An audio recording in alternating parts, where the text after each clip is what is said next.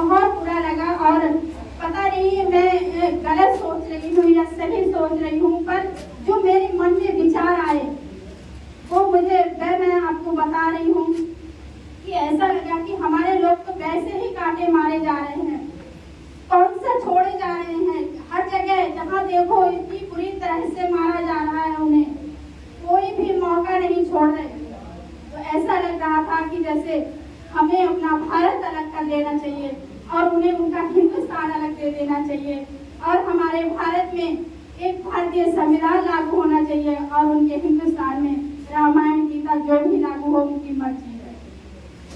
ऐसा लग रहा था मुझे, ऐसा मेरे अंदर ऐसी फीलिंग आ रही थी कि अब तो कोई कसर छोड़ी नहीं है। इन लोगों ने हमारे लोगों को मारते हैं तो अंदर से इतना दर्द होता है कि ये देख नहीं पाते हैं वीडियो, और आधी वीडियो देखकर ही बंद कर देते हैं उसे। तो ऐसा दर्द मेरे अंदर, ऐसी भावनाएं मेरे अंदर उत्पन्न हुई। बार बार ये बात आ रही थी कि हमारे लोग अब इस बात को उठाएं और हमारा भारत अलग कर लें और इन लोगों को अलग कर दें, इन्हें इनका हिंदुस्तान मुबारक हो और मुझे मेरा भारत दे दें, क्योंकि मुझे अपना भारत चाहिए और इन्हें हिंदुस्तान चाहिए। तो यहाँ पर जो है बहुत बुद्धिजीवी लोग बैठे हुए हैं, मैं तो उनके आगे कुछ भी नहीं हूँ, लेकिन हर इंसान के अंदर भावनाएं तो होती हैं। तो मेरी ये भावनाएं थी, अगर गलत हैं तो मैं क्षमा चाहती हूँ, और जो मेरे अंदर जो भावनाएं व्यक्त हुई वो मैंने आपको बताई हैं। मुझे इतना दर्द हुआ, अपना दर्द कैसे महसूस करूँ, इससे आपको जरूर पता चला होगा कि आज जो दशा है और दिशा है तो वो कहाँ और किधर जा रही है। और हमारे लोग जो हैं, ऐसा तो बिल्कुल भी नहीं है कि हमारे लोग जो है सत्ता में है नहीं, हमारे लोग बहुत हैं, पर वो सिर्फ और सिर्फ भलाई चाटने के लिए गए हैं, ना कि अपने समाज का भला करने के लिए गए हैं।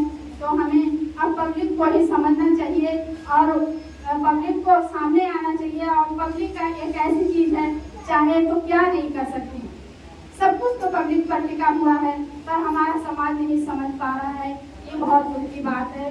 मैं इतना ही कहूँगी और अपनी वाणी को विराम दूंगी। जय भीम। बहुत बहुत धन्यवाद पुष्पा गौतम जी के लिए। इन्होंने एक बहुत ही नई बात आज इस मंच पे कह डाली। मुझे उम्मीद भी नहीं लग रही थी कि इतनी बड़ी बात बहन जी अपने मुखारबिंद से इतनी बड़ी बात कह डालेगी। तो ये क्या है, ये विचारधारा, ये विचारधारा की बात है, ये विचारों की बात है बहन जी की। मैं आपको बता देना चाहता हूं कि आपने पानी की धार देखी होगी, दूध की धार देखी होगी, तेल की धार देखी होगी, लेकिन विचार की जो धार है वो सारे धारों से तेज धार होती है, विचार की धार। और वही बात बहन जी ने कही है कि विचारधारा है, एक विचारधारा है असमानता की और एक विचारधारा है समानता की। बहन जी ने जो बात कही थी वो समानता की विचारधारा है कि समानता की विचारधारा में भारत याद आता है और भारतीय याद आता है, भारत का संविधान याद आता है। और ये मक्कार और जालिम लोगों का ये हिंदुस्तान है और ये हिंदू याद आता है कि हम ये राजनीति हिंदू के नाम पर कर रहे हैं। ये हिंदुओं के नाम पर हम लोगों को बेवकूफ बना करके, ये जो लंबी लाइन आप देख रहे हो, ये हमको बेवकूफ बना करके, और जिस दिन हम अपने दिमाग का ताला खोल देंगे तो ये लंबी लाइन आपको लंबी नहीं दिखाई देगी, ये सड़कों पर सूर्यमान दिखाई देगा। सिर्फ हमको अपने दिमाग का ताला खोलना है। ये भूसा भरा है हमारे दिमाग में, उस भूसे को खत्म करना है। तो मैं कार्यक्रम की अपनी कड़ी में आमंत्रित करता हूँ संजीव मार्शल के लिए। संजीव मार्शल वो शख्सियत है जो बदायूं की शान है। संजीव मार्शल के लिए मैं अपने टीम के साथ से चाय नाश्ते पे इनके घर गया था।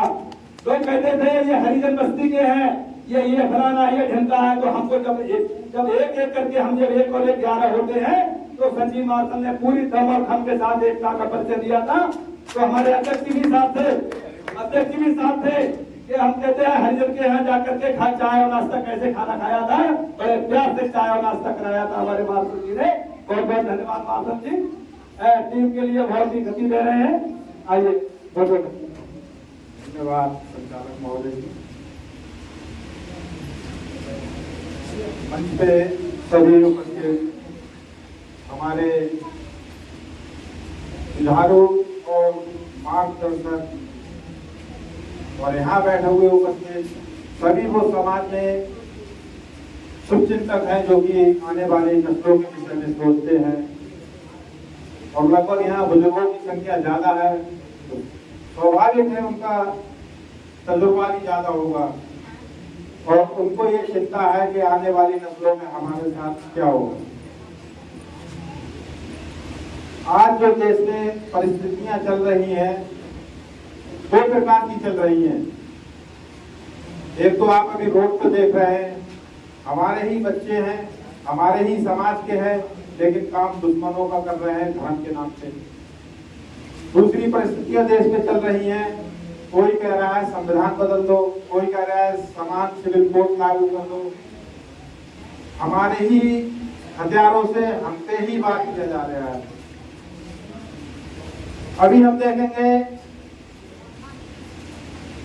प्रधानमंत्री के एक बहुत करीबी व्यक्ति ने जो फाइनेंस डिपार्टमेंट किसी पद पर हैं, उन्होंने मांग की है और इंग्लिश में मांग की है, वो भी एक पेपर को लिख के दिया है, पेपर ने इंटरव्यू दिया है, तो उन्होंने स्पष्ट कहा है कि संविधान की अब आवश्यकता नहीं है, संविधान बदल देना चाहिए। ठीक है, उनकी सोच है, उनको परेशानी है इस बात से और होना भी चाहिए उनको, क्योंकि जब संविधान लिख दिया, बाबा साहब ने संविधान जो लिखा था तो ब्राह्मणवादी व्यवस्था के गले में